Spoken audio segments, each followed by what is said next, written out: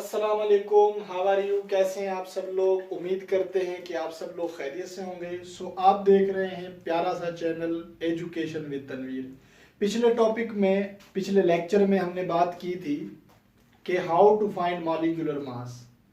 आज जो है हम बात करेंगे atomic mass and atomic number की, कि ये हमारे पास एटॉमिक मास क्या है और एटॉमिक नंबर क्या है।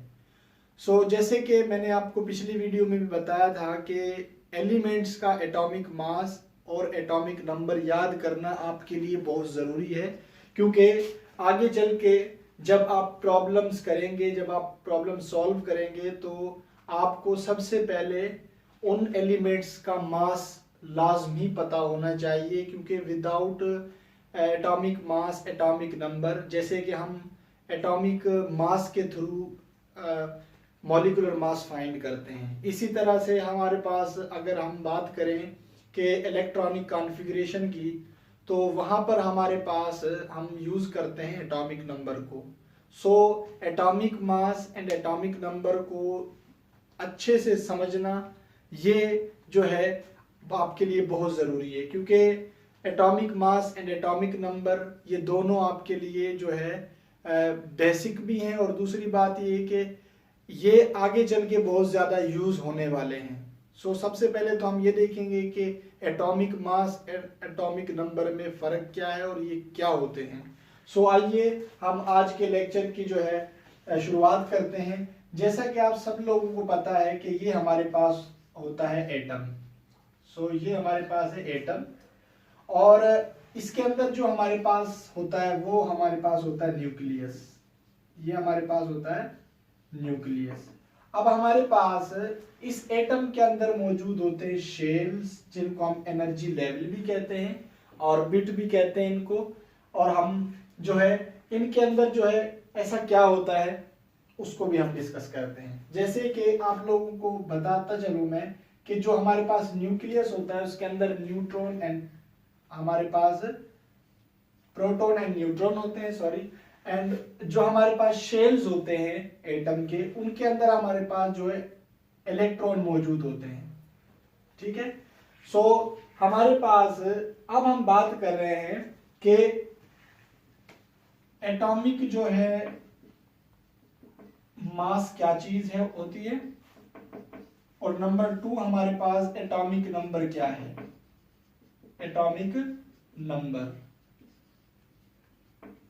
हमारे पास ये दो टॉपिक हैं, और ये जैसे कि मैंने आपके सामने ये डिस्कस किया कि जो हमारे पास एटम होता है, एटम के अंदर न्यूक्लियस प्रेजेंट है, और ये न्यूक्लियस जो होता है इसके अंदर हमारे पास प्रोटॉन एंड न्यूट्रॉन होते हैं, और जो हमारे पास शेल्स जो होते हैं उनके अंदर जो है इलेक्ट्रॉन जो है रिवॉल्व हो रहे होते हैं।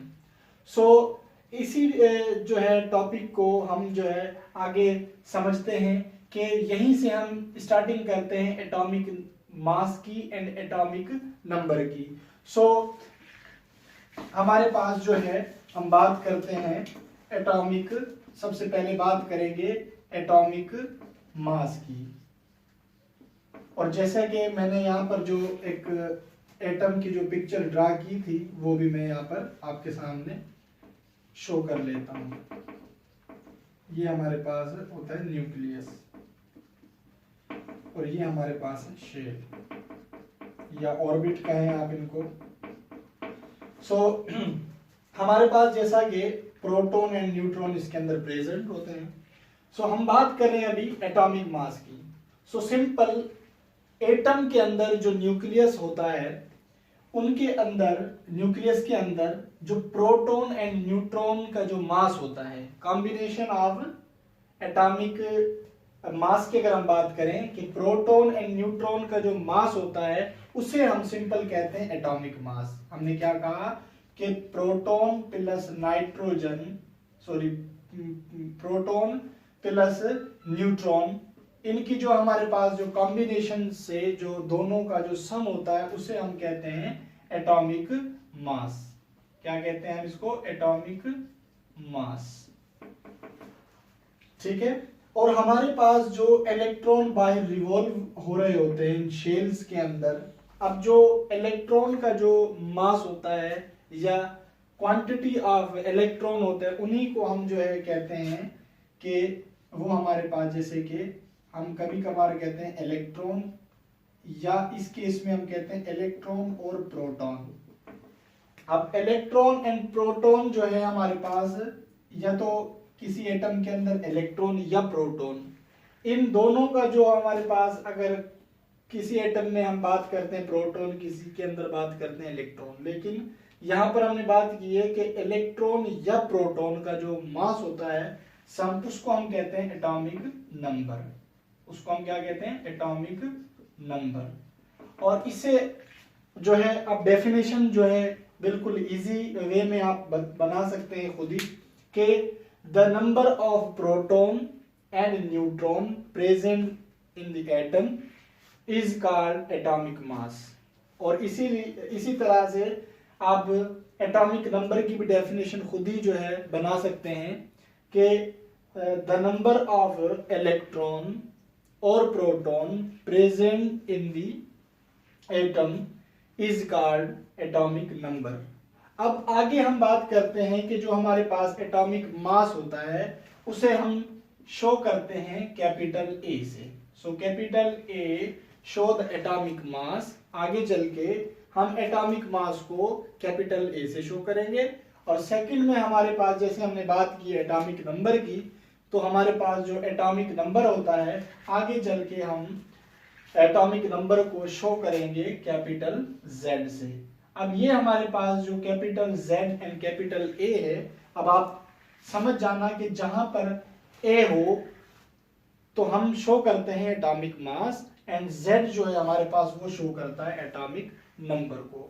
सो जैसे कि मैं इसी क्लास को जो है, इसी टॉपिक को दोबारा आपके सामने रिवाइज करता हूं। आज का जो हमारा जो टॉपिक है वो एटॉमिक मास। एटॉमिक मास के अंदर हमने सबसे पहले आपको एक इंट्रोडक्शन दिया अबाउट एटम। एक एटम को ड्रा किया हमने और आपको बताया ये एटम होता है, ठीक है। एटम जो है हमारे पास, उसके अंदर न्यूक्लियस मौजूद होता है, और न्यूक्लियस के अंदर हमारे पास प्रोटॉन एंड न्यूट्रॉन प्रेजेंट होते हैं। और बाकी जो हमारे पास एटम का जो आउटर जो कवरिंग पार्ट होता है, वहां पर हमारे पास शेल्स, या हम शेल को ऑर्बिट या एनर्जी लेवल भी कहते हैं, उनके अंदर हमारे पास इलेक्ट्रॉन रिवॉल्व हो रहे होते हैं। सो हमने कहा कि एक एटम के अंदर जो प्रोटॉन एंड न्यूट्रॉन का जो सम अप होता है उसे हम कहते हैं एटॉमिक मास। और हमारे पास किसी भी एटम के अंदर इलेक्ट्रॉन या प्रोटॉन का जो हमारे पास सम होता है, मींस या तो इलेक्ट्रॉन या प्रोटॉन, इनका जो सम होता है उसे हम कहते हैं atomic number. So simple, atomic जो हमारे पास मास होता है उसे हम कैपिटल ए से डिनोटेड करते हैं, और हमारे पास जो एटॉमिक नंबर होता है उसको हम जो है डिनोटेड करते हैं कैपिटल जेड से।